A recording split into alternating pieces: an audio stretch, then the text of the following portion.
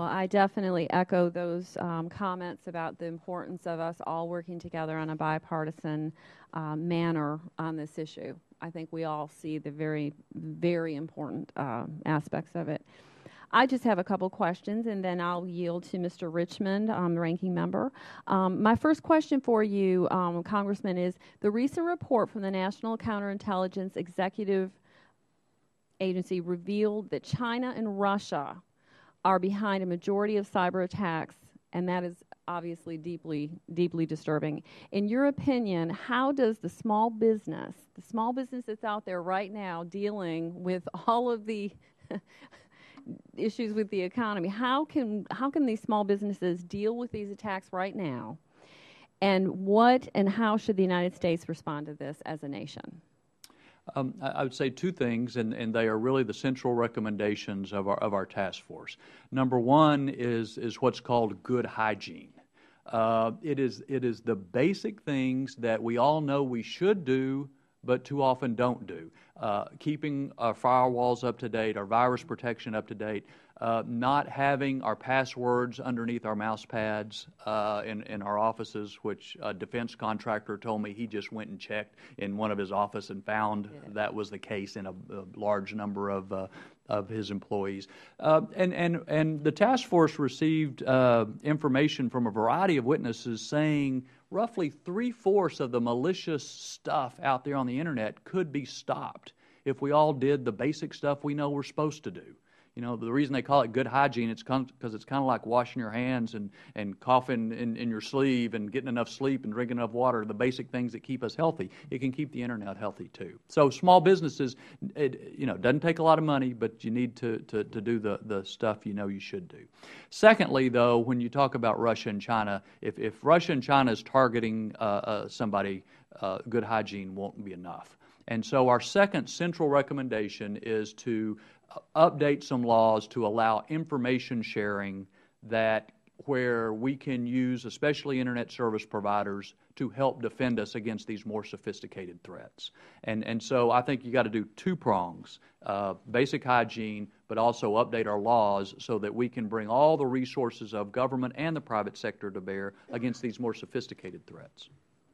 Thank you. My next question for you, there again, comes from our small business owners.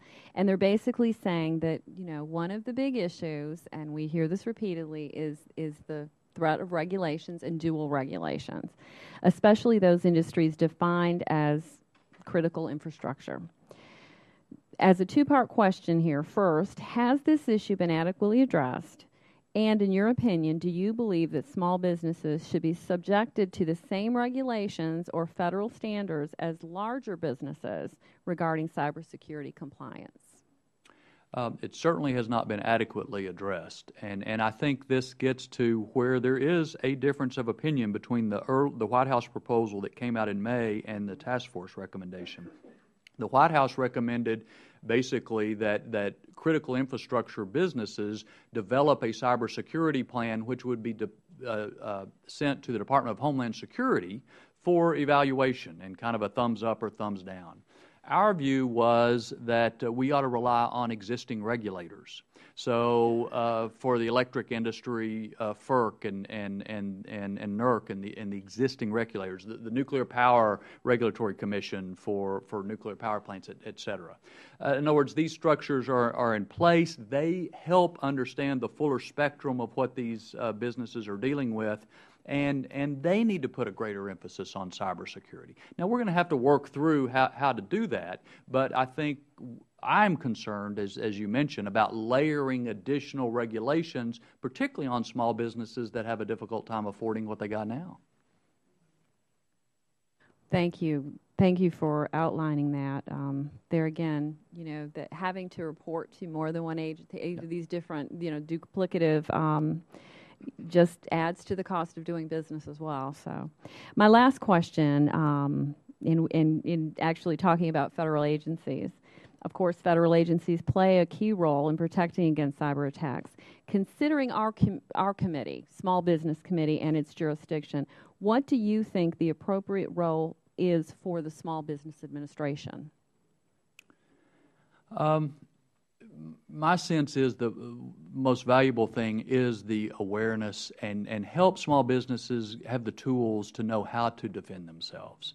And if you can do that, where you don't have to go hire an outside consultant or so forth, if you can just help direct small business to the kinds of things they need to do with that good hygiene we were talking about, I think that would be a tremendous help to small business. But again, when you help all those small businesses, you're also helping the whole internet, because you reduce the clutter that's out there, and that helps the more sophisticated entities target those more sophisticated threats. Thank you so much for answering my questions. I'm going to yield now to Mr. Richmond for his questions.